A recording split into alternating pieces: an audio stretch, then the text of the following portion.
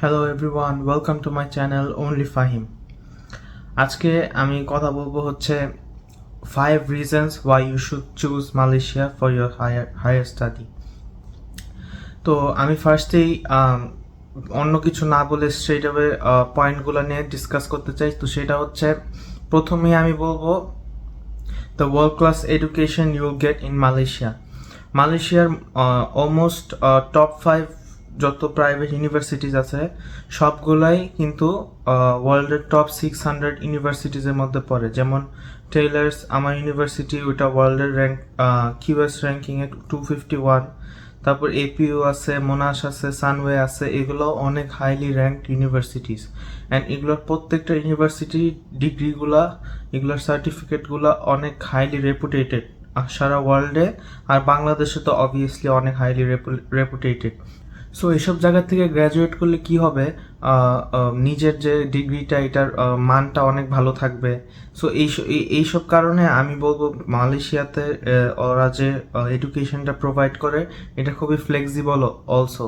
মানে একটা স্টুডেন্টের জন্য আমি বলবো ব্যাচেলার্স এখানে যারাই করতেছে তাদেরকে আমি আস্ক করছি যে মানে এখানে পড়াশোনা কি ডিফিকাল্ট কিনা। মানে আছে না, যেমন মানে একটা লেভেল থাকে ডিফিকাল্টির রেশিওটা। তো ওরা সবাই বলছে যে একটা একটা স্ট্যান্ডার্ড মেনটেন করে পড়াশোনা করলে এখান থেকে ভালো রেজাল্ট করা যায়। তার মানে হচ্ছে এখানে ওরা স্টুডেন্টদেরকে প্রেশার না দিয়ে ওরা ওদের ক্যারিয়ারে যেভাবে এই পড়াশোনাটা কাজে লাগাইতে পারবে সেভাবে একটা স্টুডেন্টকে রেডি করে। বাংলাদেশে যেমন একটা চ্যালেঞ্জ বা একটা প্রেশারের বিষয় হয়ে দাঁড়ায় একটা সময় যে, তো এটা খুবই আমি বলবো যে আনএথিক্যাল আর আনফেয়ার একটা মানুষের জন্য।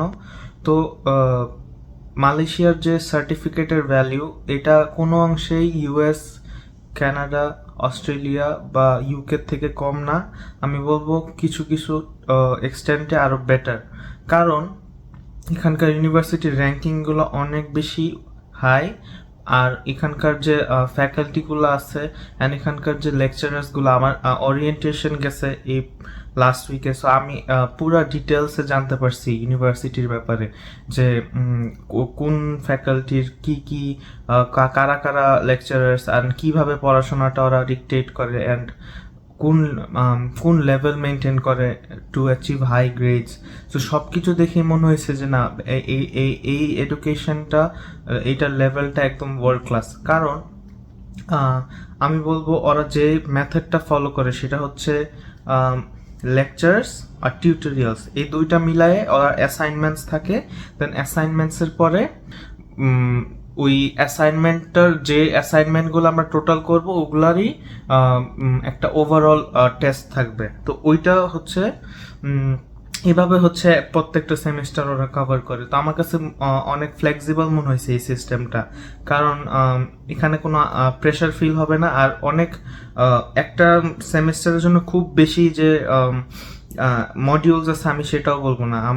আমাদেরকে দেখাইছেও যে কি কি কি কি মডিউলস আছে কোন কোন সেমিস্টারে। সো আমার কাছে মনে হয়েছে খুবই প্রপারলি ওরা রেশন করে আর ডিভাইড করে যে কোন কোন মডিউল কোন কোন সেমিস্টারে থাকবে। সো ওদের একটা স্টুডেন্টের জন্য খুব বেশি চাপ না হয়ে যায়। কারণ এখানে আমি দেখছি ওরা ইসিএ মানে এক্সট্রা কারিকুলাম অ্যাক্টিভিটিটা অনেক বেশি ফোকাস করে। মানে ওরা চায় প্রত্যেকটা স্টুডেন্ট যেন মিনিমাম 2টা ক্লাবে জয়েন করে আর ম্যাক্সিমাম যত তার ইচ্ছা। তো যেমন আমি ক্রিকেট, ফুটবল, ব্যাডমিন্টন এই 3টা ক্লাবে মানে ক্রিকেট আর ফুটবলে আমি অলরেডি জয়েন করছি, ব্যাডমিন্টনও করব। কারণ আমি ফিল করি ব্যাডমিন্টন এই খেলাটা আমি বাংলাদেশে যে লেভেলে খেলছি এখানে ব্যাডমিন্টন অনেক বেশি হাই লেভেলে খেলা হয় আর অনেক বেশি ইন্টেন্স। তো আমি মনে হয় এখানে এসে আমি আরও নিজেকে ইমপ্রুভ করতে পারবো ওই এরিয়াটাতে। আর আরও অনেক ভেরিয়াস টাইপের ক্লাবস আছে যেখানে ওরা সোশ্যাল ওয়ার্ক করে, তারপর বিভিন্ন ধরনের ইভেন্ট হোস্ট করে। সো ওইসব ক্লাবে জয়েন করলেও কী হবে, আমার কমিউনিকেশন আরও বেটার হবে, বিভিন্ন মানুষের সাথে মিশলে আরও বেশি জানতে পারবো। সো এই জিনিসগুলো অনেক বেশি ফোকাস করে, সো দ্যাট ওরা ওই পড়াশোনার ওই লেভেলটা অনেক উপরে রাখে, কিন্তু ওরা মেক শিওর করে প্রত্যেকটা স্টুডেন্ট যেন এক্সট্রা কারিকুলাম অ্যাক্টিভিটিসও করতেছে। আর এই মানে এই না যে ওরা পড়াশোনাটা খুব লাইটলি নিতেছে, পড়াশোনাটা ওরা টপ প্রায়োরিটিতে রাখে, এবং ওরা যে সার্টিফিকেটটা প্রোভাইড করে এটার মান অনেক ভালো, যেটা আমি এই কয়েকদিনে রিসার্চ করে দেখলাম। দেন সেকেন্ডলি আমি বলবো মালয়েশিয়া একটা মাল্টিকালচারাল নেশন। এখানে এই কয়েকদিনে আমি এত মানুষের সাথে মিশছি, মানে ওরিয়েন্টেশন তো অনেক নতুন নতুন ফ্রেন্ডস পাইছি, বাট ওভারঅল ওরিয়েন্টেশনে যাদেরকে দেখলাম মানে বিভিন্ন মিক্সের মানুষজন এখানে, মানে এমনও দেখছি যে মালয়েশিয়ান, ইটালিয়ান, চাইনিজ মিক্স আছে, আবার কোরিয়ান, জাপান, চায়না, আবার মালয়েশিয়ান মিক্স আছে, আবার ভিয়েতনাম, অস্ট্রেলিয়ান মিক্স আছে, আবার বাংলাদেশ ইন্ডিয়া মিক্স আছে, আবার দুবাইয়ের সাথে সৌদি মিক্স আছে। মানে পুরাটা, মানে এইখানে মালয়েশিয়ার পুরাটা দেশে মানে ফিল হবে যে পুরো পৃথিবীটাই এই দেশে আছে। সো এটা করলে কি হয়, পুরো পৃথিবীর মানে ফ্রেন্ডস যত বেশি বানাইতে পারবে তার তত লাভ। যেমন আমি একটা ইন্ট্রোভার্ট এক্সট্রোভার্ট দুইটারই মিক্স পার্সন, মানে আমি কিছু ক্ষেত্রে অনেক বেশি ইন্ট্রোভার্ট, কিছু ক্ষেত্রে অনেক বেশি এক্সট্রোভার্ট। সো আমার জন্য ফ্রেন্ডস বানানো খুব বেশি ডিফিকাল্ট হয় নাই, অ্যান্ড আমি খুবই লাকি যে আমি যে ফ্রেন্ডস বানাইছি ওখানে একটা ছেলে আছে, ওর নাম নিকোলাস। ও কি করছে, ওরিয়েন্টেশনের দিন সবাইকে নিজ ইচ্ছায় যে সবাইকে যে মানে নিজেকে ইন্ট্রোডিউস করছে। তো ও আমাদের সামনেই বসছিল, আমাদের ফার্স্ট যে এই সেশনটা হয়েছে প্রথম দিন ওরিয়েন্টেশনের, তো ও ওই রুমটায়, ওই গ্র্যান্ড হলে ও আমাদের সামনের রোতে বসছে। পিছের রোর প্রত্যেকটা মানুষকে ও নিজেকে ইন্ট্রোডিউস করছে। এরপর ওই সেশন শেষ হওয়ার পর আমাদের একটা লাঞ্চ ব্রেক দেয়, ওইখানে ও সবাইকে ওর সাথে মানে সবাইকে বলছে ওর সাথে থাকতে। তো সবাই তো আমরা সবাই কনশাস আর নার্ভাস ছিলাম যে কি না কি হবে, ফ্রেন্ডস পাবো কি না, কিভাবে কি কথা বলবো, কেমনে কি। তো ও সবার জন্য কাজটা অনেক ইজি করে দেয়। তো আমি অনেক গ্রেটফুল ওর কাছে। If Nicholas, if you are watching this, I'm thankful to you, because for you I have made some great friends. If it was not for you, I would have not made such great friends, because you are the one who actually came up to me and introduced yourself. So thank you for that, Nicholas. So এটাই আমি বলবো। So এই দেশে এত দেশের মানুষ থাকার কারণে কি হয়েছে, অনেক মাল্টিকালচারাল একটা ভাইব আসে, যেটার কারণে মনে হয় যে পৃথিবীটাই বুঝি এখানে আছে, মানে সব দেশের মানুষই থাকে। সো একটা আইডিয়াও পাওয়া যায় যে কোন দেশের মানুষ কেমন হয়, ওদের সাথে মিশা যাবে কি যাবে না। তো আমার কাছে ফার্স্ট ইমপ্রেশন মালয়েশিয়ানদের খুবই ভালো মনে হয়েছে, স্পেশালি এখানকার ওরা, মানে আমি যে ফ্রেন্ডস বানাইছি সোফার, ওরা ওখানে মানে আমাদের গ্রুপটার মধ্যে 80%ই মালয়েশিয়ান। আমরা 3 জন শুধু ইন্টারন্যাশনাল আছি, আমি, আরেকটা ছেলে আছে কাজাখস্তানের, আরেকজন আছে হচ্ছে ও ইন্ডিয়ান মানে ইন্ডিয়ান মালয়েশিয়ান মিক্স। ও ভালো, বাট আমি বলতে চাচ্ছি যে সেটা যে ওই মালয়েশিয়ান যারা আছে ওরা সবাই আমাদের 3 জনকে এমন ভাবে ট্রিট করতেছে যে আমরা হয়তো কোনো বড় আঙ্কেল টাইপের কিছু, যে মানে আমাদেরকে খুবই হাইলি ভ্যালু করতেছে আমাদের সব কিছু, অ্যান্ড আমাদেরকে এমন একটা ফিল দিচ্ছে যে আমরা হয়তো নিজের দেশেই আছি। সব কিছুতে ওরা নিজে আগে এসে সারতেছে সব কিছু, দেন আমাদের ফিলিংস জানতে চাচ্ছে একটু পর আমরা কিছুতে মাইন্ড করলাম কিনা বারবার রিইনশিওর করতেছে। সো এই পুরো ব্যাপারগুলো আমার কাছে খুবই ভালো লাগছে। আর আমরা দেশে যা ম্যানার শিখি, আমাদের কাছে যেগুলো ম্যানার্স, এগুলো ওদের কাছে ইনফর্মাল। মানে তাহলে বুঝতেছি যে কত হাই এটিকুয়েট ওরা মেনটেন করে, আর কত হাই লেভেলের ম্যানার্স ওদের ভিতরে আছে এই বয়সে। বড় হইলে তো এটা আরো বাড়বেই। তো এগুলাই আমি এই পার্টটায় বলতে চাইছিলাম যে এইটা একটা বড় রিজন যে why you should choose Malaysia to study. Because আমার মনে হয় যে এই মাল্টিকালচারাল এনভায়রনমেন্টটা একটা পার্সনকে খুবই ভালো নেটওয়ার্কিং করতে হেল্প করে, কারণ বহুত দেশের মানুষের সাথে মিশলে ওই দেশেও যদি যাওয়া লাগে ফিউচারে, বা লেটস সে ফর এক্সাম্পল আমার জাপানিজ একটা ফ্রেন্ড হয়েছে, আমার ফিউচারে জাপান আমি গেলাম, বাট আমি কিছুই জানি না ওইখানে কেমনে কি হয়। সো ওই ফ্রেন্ডটা কিন্তু আমাকে হেল্প করবে জাপানটা এক্সপ্লোর করতে। সো এরকম বিভিন্ন ধরনের হেল্প হয় এরকম মাল্টি কালচারাল নেশনে পড়তে গেলে। দেন থার্ডলি আমি বলবো safe environment for international students. মালয়েশিয়াতে আমি অলরেডি অলমোস্ট 1 মাস হচ্ছে আসছি। আমার আমি যখন বাংলাদেশে ছিলাম প্রায় প্রায় শুনতাম যে অমুক নাকি বুলি হয়েছে, তমক নাকি বুলি হয়েছে। টু বি অনেস্ট, আমি একটা জিনিস বিলিভ করি, সেটা হচ্ছে বুলিড সেই হয় যার কোনো যে সোশ্যালাইজ করতে পারে না অথবা তার কোনো প্রবলেম থাকে। লেটস সে ফর এক্সাম্পল, একটা ছেলে আম, সে এমন কাজ কারবার করে যে মানুষ তাকে নিয়ে কথা বলতে বাধ্য। সো সেই ছেলেটা কিন্তু বুলির শিকার হবে। সো এইটা অ্যাভয়েড করা কিন্তু পুরোপুরি নিজের দায়িত্ব। সো নিজে যদি প্রপারলি থাকা যায়, নিজে যদি প্রপারলি সব কিছু ম্যানেজ করা যায়, তাহলে কিন্তু এইসব জিনিসপত্র ফেস হয় না। সো আমি বলবো এই ব্যাপারটা totally person to person vary করে। যেমন অনেক মানুষ থাকবে যারা খুবই ভালো সোশ্যালাইজ করতে পারে, ফ্রেন্ডস বানাইতে পারে, তাদের কমিউনিকেট করতে পারে। সো তাদের ক্ষেত্রে কিন্তু এগুলো হওয়ার চান্সেস খুবই কম। সো আমি বলবো মালয়েশিয়া কিন্তু ওদের জন্য একটা আইডিয়াল কান্ট্রি, বিকজ অনেক ফ্রেন্ডস বানাইতে পারবে ওইসব মানুষরা। বাট ইন্ট্রোভার্ট মানুষদের কি হয়, ওরা ওই কথা বলতে পারে না। সো তখন ওইটার কারণেও অনেক সময় যখন ফ্রেন্ডস বানাইতে স্ট্রাগল করে, তখন কিন্তু যে বিভিন্ন বুলিং এর শিকার হয়। আর সেফ এনভায়রনমেন্ট বলতে আমি বুঝাইছি যে আমি সোফার অলমোস্ট 1 মাস হয়েছে আসছি, আমার এমন কোনো এক্সপিরিয়েন্স হয় নাই যেখানে আমার মনে হয়েছে যে না আমার খারাপ লাগতেছে এখানে। আমার একটা টাইমের জন্য মনে হয় নাই যে না আমি বাজে ফিল করতেছি বা কিছু। এখানকার মানুষ থেকে শুরু করে প্রত্যেকটা সিস্টেম খুবই ডিসিপ্লিনড আর খুবই গুছানো। সো একটা ইন্টারন্যাশনাল স্টুডেন্ট কিন্তু অ্যাডজাস্ট করতে বিভিন্ন দেশে বিভিন্ন টাইম লাগতে পারে কিছু ডিফিকাল্টিজের জন্য। সো সেই সব ডিফিকাল্টিস কিন্তু আমার একটা ফেস করা হয় নাই সোফা। সো আমি হাইলি রিকমেন্ড করব সবাইকে, যে যারা অ্যাকচুয়ালি মালয়েশিয়া নিয়ে একটা ভুল ধারণা আছে যে কেমন না কি হবে, ওখানে লেবাররা যায় বেশি বা ওইরকম ফার্স্ট ওয়ার্ল্ড কান্ট্রি না। টু বি অনেস্ট, তুমি যদি পড়াশোনার উদ্দেশ্যে একটা দেশে যেতে চাও, তোমার মেইন কাজ কিন্তু পড়াশোনাই হবে।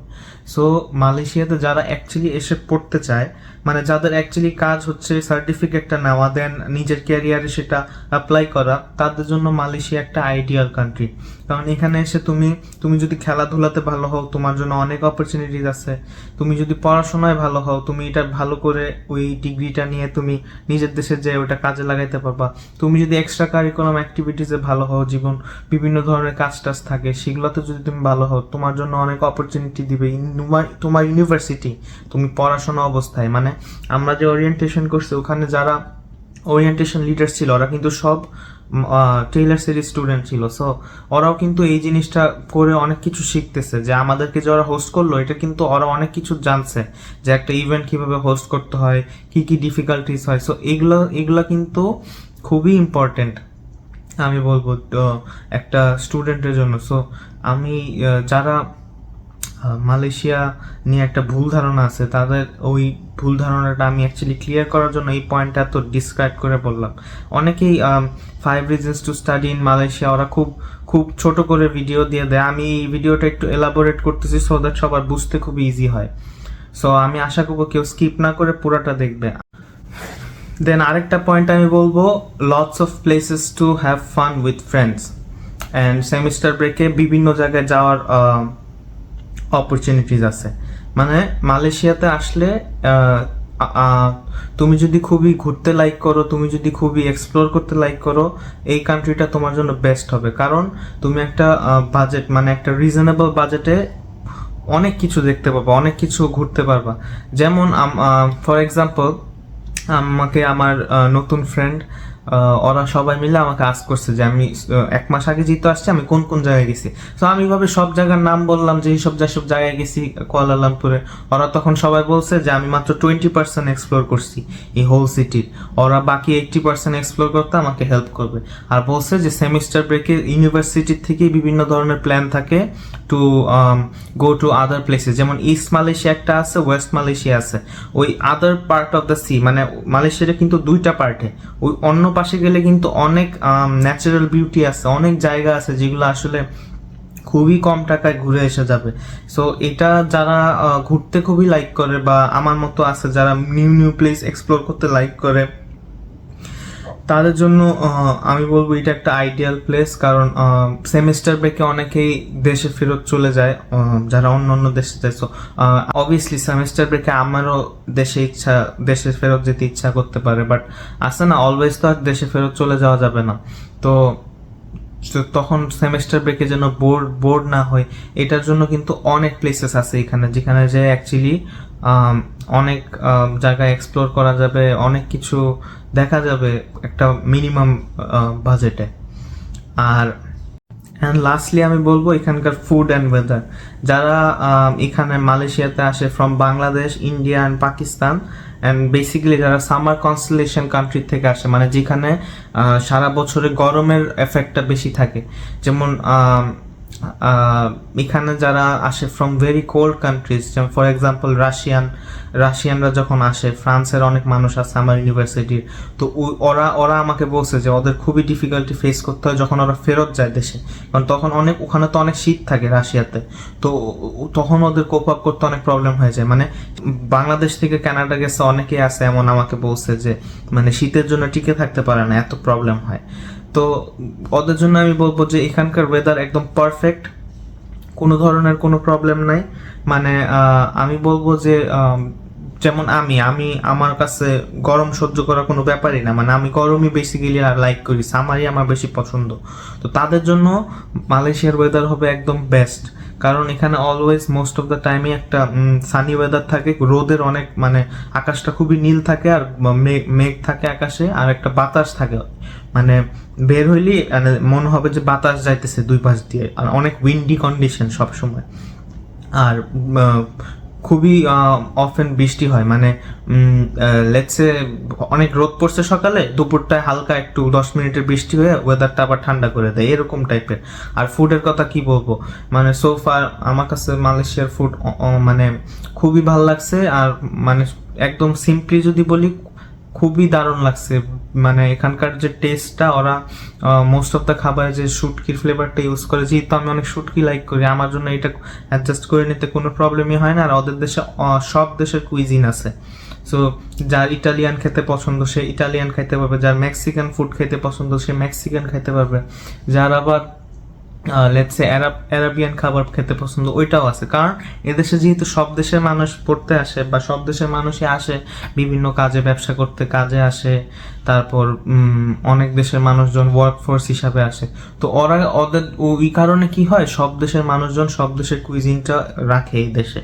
তো ফুড চুজ করার ক্ষেত্রে কোনো প্রবলেম হয় না, বা আছে না যে এটা যদি থাকতো তাহলে ভালো হতো। এখানে বাংলা রেস্টুরেন্ট থেকে শুরু করে সব দেশেরই আছে, তো আমার যখন যেটা খাইতে মন চায় আমি খাইতে পারি। আর টাকার কথা কি বলবো, ফুডের প্রাইস আমার কাছে খুবই কম মনে হয়েছে। রিসেন্টলি আমি হটপট খাইছি এখানে, হটপটের প্রাইস আমরা 11 জন ফ্রেন্ডস খাইছি, আমাদের বিল আসছে পার হেড মাত্র 21 রিঙ্গিত, মানে বাংলা টাকায় 660 এরকম টাকা। এরকম টাকায় তো আমাদের দেশে বুফেও পাওয়া যায় না এখন। সো এটাই জাস্ট একটা এক্সাম্পল দিলাম যেখানে ফুডের প্রাইস কিরকম। সো আর হটপটটা খেয়ে টু বি অনেস্ট আমার কাছে বাংলাদেশের যে কোনো হটপটের থেকে বেস্ট মনে হয়েছে। অবভিয়াসলি ওরা এইসব খাবারে এক্সপার্টিজ আছে, এই কারণে এরকম কম রেটে এত ভালো সার্ভিস দিতে পারে, আর এত ভালো ফুড প্রোভাইড করতে পারে। সো তাই আর কি বলবো যে মানে যারা অ্যাকচুয়ালি পড়তে আসতে চায়, ঠিক আছে, তাদের লিভিং নিয়ে কোনো প্রবলেম হবে না এখানে, এটা একটা বড় ফ্যাক্টর। আর কস্টের কথা ওইরকম বলবো না, কারণ আমি পুরো ব্যাপারটাতেই মানে সব জায়গায় কীরকম খরচ হয় সেটার কথা বললাম। সো যারা অ্যাকচুয়ালি এখানে এসে পড়তে চায় অ্যান্ড খেলাধুলায় ভালো, অ্যাক্টিভিটিসে ভালো, তাদের জন্য মালয়েশিয়া থেকে আর বেটার কান্ট্রি কোথাও হতে পারে না। কারণ এখানে এসে ফ্রেন্ডস বানাতে পারবে, খেলাধুলা করতে পারবে, আবার অ্যাক্টিভিটিসও করতে পারবে। মানে একটা সময়ের জন্য মনে হবে না যে বোরিং লাগতেছে, এটা করতে পারতেছি না, ওইটা করতে পারতেছি না, এরকম কোনো চান্সই নাই। আমি 1 মাসে এইটুক রিয়েলাইজ করছি যে এই কি কি রিজনস থাকতে পারে যেন যে মানুষ মালয়েশিয়া কেন চুজ করবে। আমাকে ওরা প্রায় জিজ্ঞেস করে, সো আমি এই 5টার কথা আমি অলওয়েজই এখন বলি। শুরুতে তো আর পুরোটা জানতাম না, এখন ইন ডিটেলস জানি। তাই তোমাদের সবাইকে একটা ভিডিওর মাধ্যমে এটা আমি শেয়ার করতে চাইলাম। সো যারা ভবিষ্যতে বাইরে পড়তে যাওয়ার প্ল্যান করতেছো, তারা যেন একটা আইডিয়া পাও যে মালয়েশিয়া অ্যাকচুয়ালি কেমন। আর যাদের অবভিয়াসলি বিভিন্ন ফ্যামিলি রিলেটিভস বিভিন্ন দেশে থাকে, ওরা তো অবভিয়াসলি ওখানেই যেতে চাবে। বাট আমি বললাম যে ইন ওভারঅল মালয়েশিয়ার এই বড় বড় দিকগুলো আছে যেগুলো একটা ইন্টারন্যাশনাল স্টুডেন্টের জন্য আইডিয়াল হতে পারে। সো তাই আমি এই ভিডিওতেই ব্যাপারগুলো শেয়ার করলাম। সো তোমাদের যদি কোনো কোয়েশ্চেন থাকে কমেন্টসে জানাইতে পারো। আর এই তো, if you guys want more of this videos, please subscribe to my channel and let me know in the comments. Thank you for watching.